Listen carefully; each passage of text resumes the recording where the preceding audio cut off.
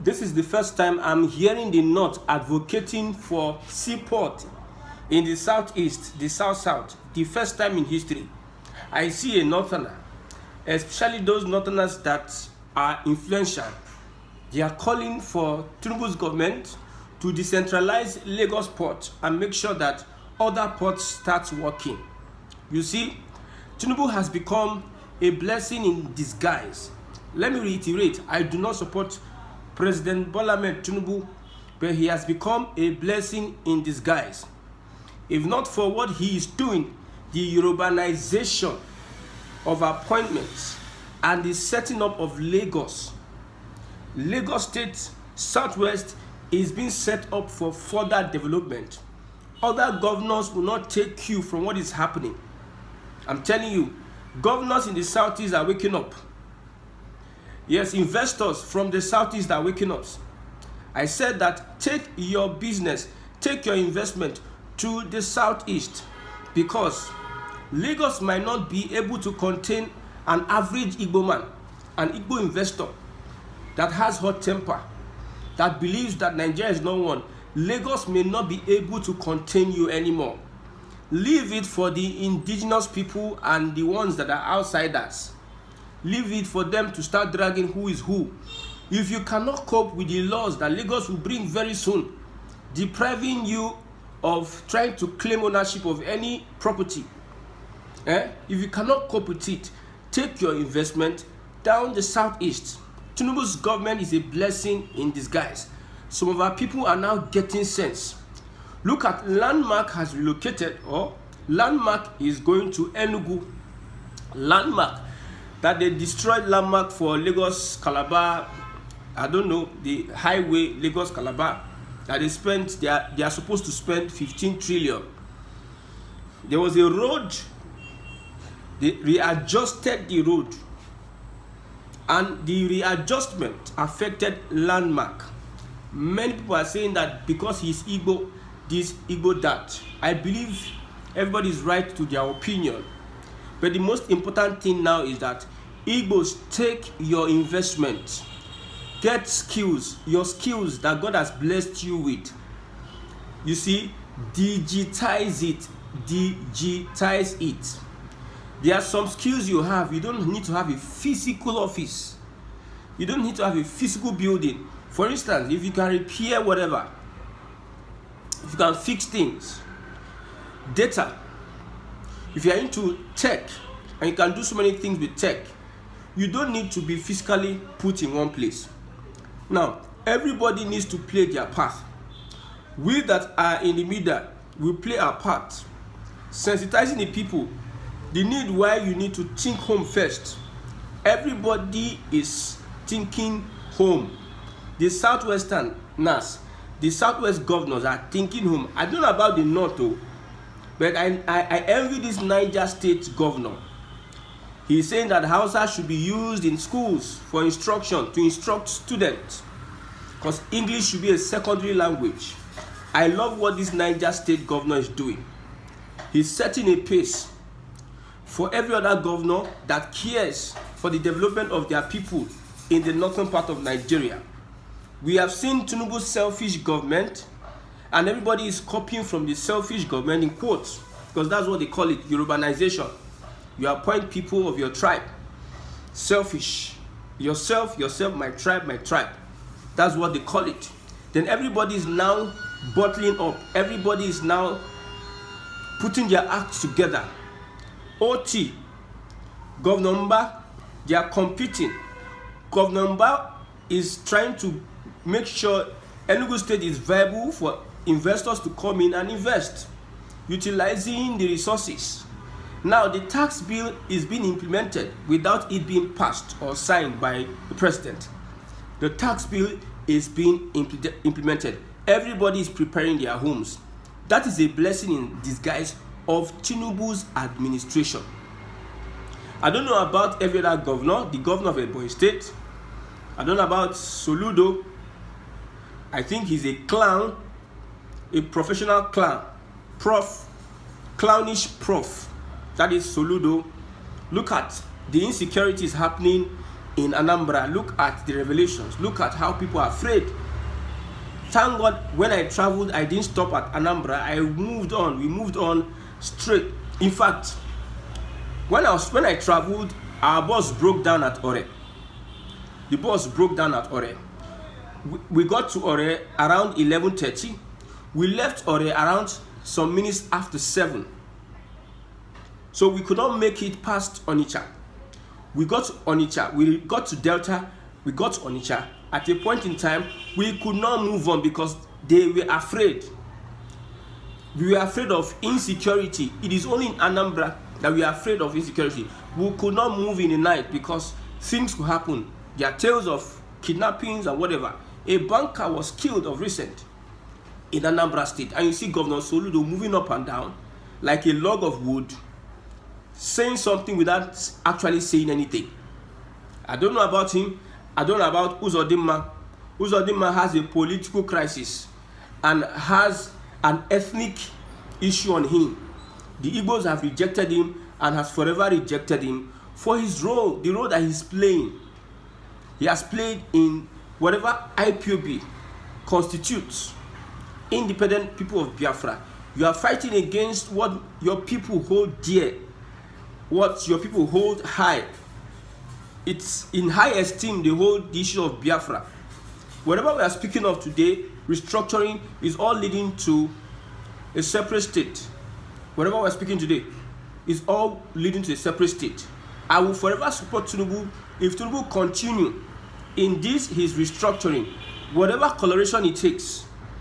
If he likes, let it be so partial that he appoints Yorubas in all levels of government. Let everybody go home and sleep, or let everybody be working under a Yoruba head.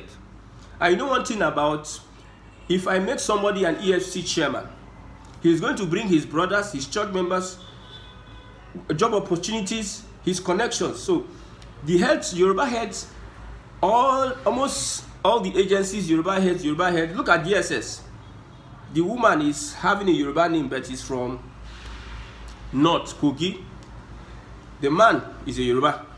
So these people, Yoruba, the normal Nigerian syndrome, the way Nigerian does their thing, they would employ their brothers, their friends that are in that ethnic inclination. So many Yorubas as head of agencies, many more thousands of Yorubas will be getting employment into the government of Bola Ahmed Tinubu, providing jobs, good and lucrative jobs, exposure, expertise, skill for the Yoruba people.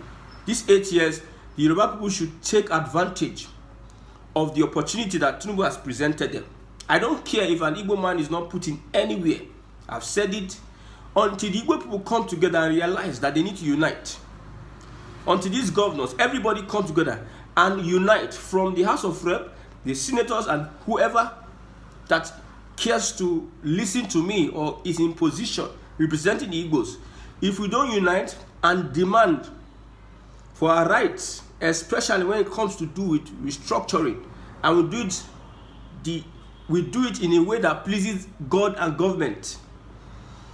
If we don't demand, if we don't play wise, at this point in time, I don't know what we can do anymore. So Tinubu's government is a blessing in disguise. Do I support Biafra? I'm a Biafran. I support Biafra 100%. I have no apology for that. Somebody else will say he's an Oduduwa. Nobody is going to call him out. Another person will say he's Arewa. Nobody is going to call him out. So when I say I'm Biafra, some people are angry. I understand. The hatred that is being held for the Igbos does not affect me. If you are hating on Igbos and I'm an Igbo person, it does not affect me. If you're an Igbo man here, don't let the animosity push you to any. Do your normal stuff. God has given you thick skin. God has given you thick skin. Don't be moved by Tinubu's administration. You see, he's doing magic. Magic in a way. The North are saying decentralized Lagos Port. The Northerners can say this.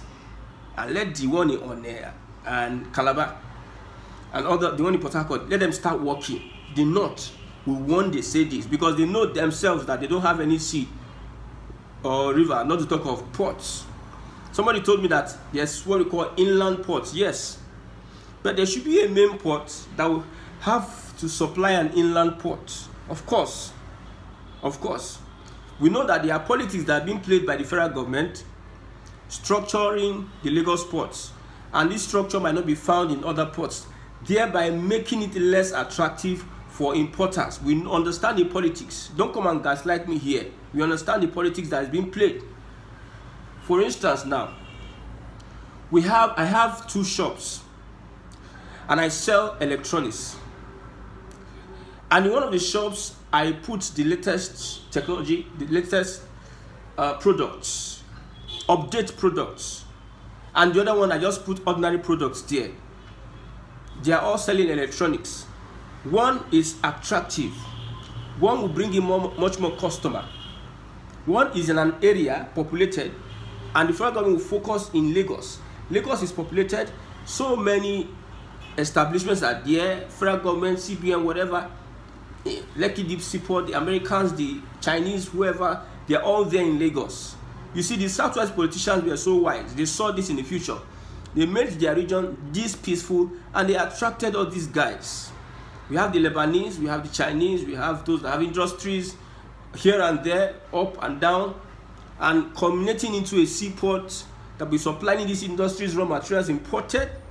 Semeboda is there to import rice. Bababu. We understand the politics that is being played. One day I'm going to explain the Eastern Corridor. There's what they call the Eastern Corridor. A corridor that will bring and attract development, energize the Southeast, revamp the Southeast economically. But this corridor is not working. I don't know whether they are intentionally abandoning that corridor. What do I mean by corridor? Jaja Hopobo.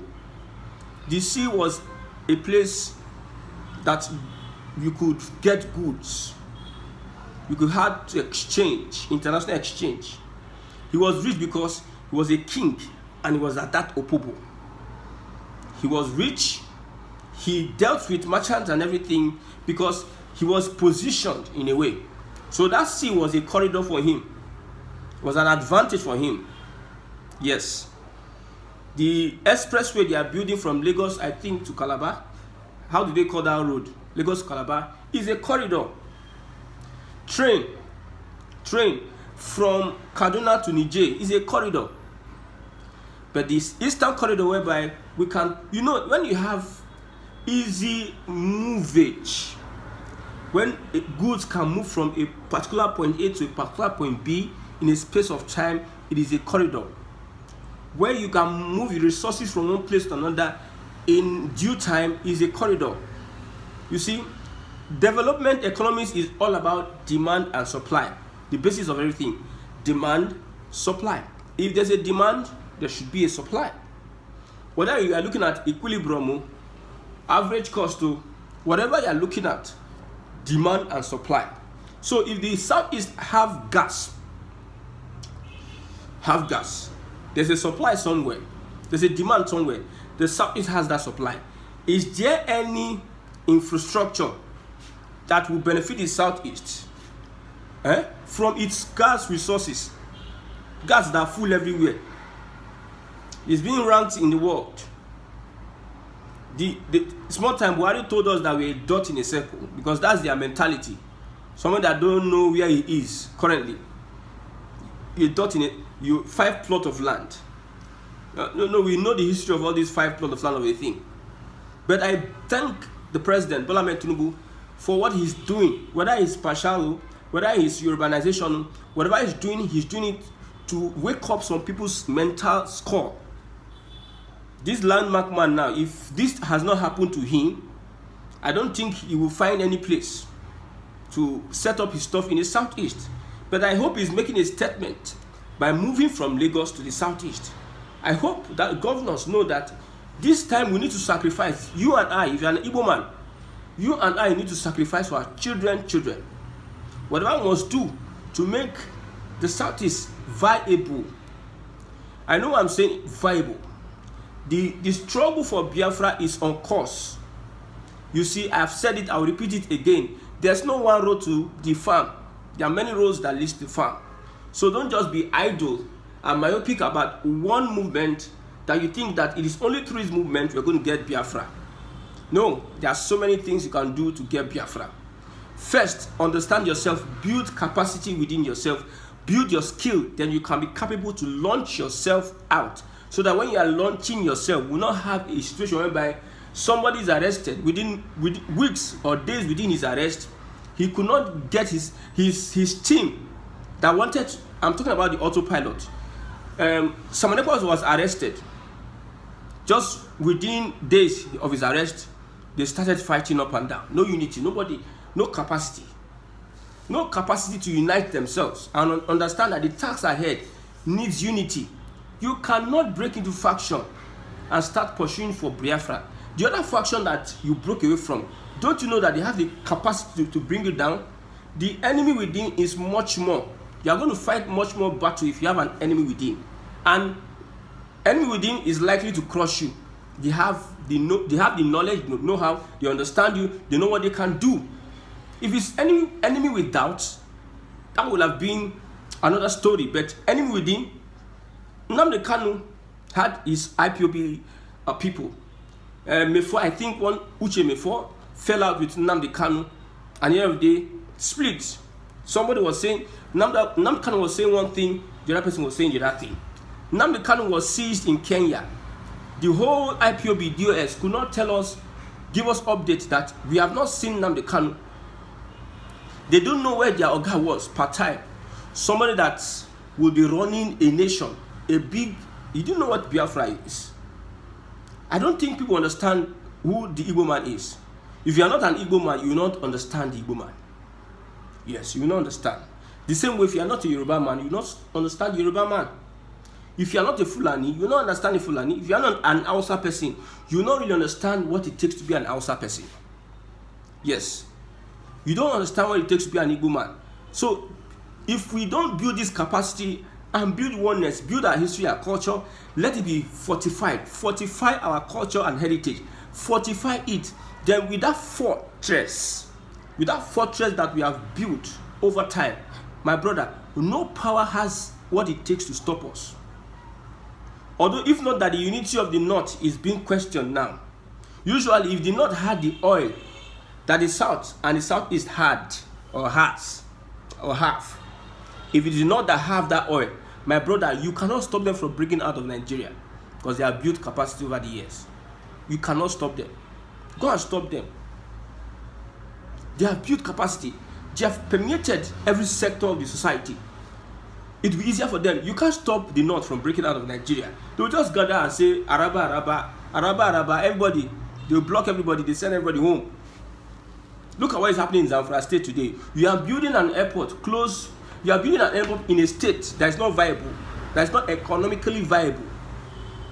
Some people are saying that that airport, they will use it now to smuggle those goods out of the country. You are building an airport, in quotes, allegedly, to smuggle gold out of the country. To tell you that if these people have oil, my brother, you are just sitting down there and be speaking big grammar. They don't speak big grammar. That's why this Sharia of a thing. There's a video resurfacing now about Sharia. So Yoruba elders have taken the Oluwa of Igbo to court and other Islamic persons on bringing in Sharia to the southwest. These people they might talk small. These people, these Northerners or these Fulani guys, whoever they influence, they might talk small, but their action is hyper action. I'm telling you, hyper action. That's what I respect them. They don't deviate from whatever. They can be manipulative and deceptive they must achieve their aim. They are focused, determined. They are focused to achieve their aim. Unlike other tribes that like Bedu, you Bedu up and down. You understand? So all these people they don't do online. If the North had what the South had, my brother. But we have leaders in the Southeast and the South. Leaders that don't know their left nor their right. They claim they are brave, but most of them are not brave. I don't use the word. I don't want to say most of them are cowards. I don't want to say that most of them are cowards. No. They believe they are brave, but they are not. Look at the tax bill. Look at how Northerners were hitting that.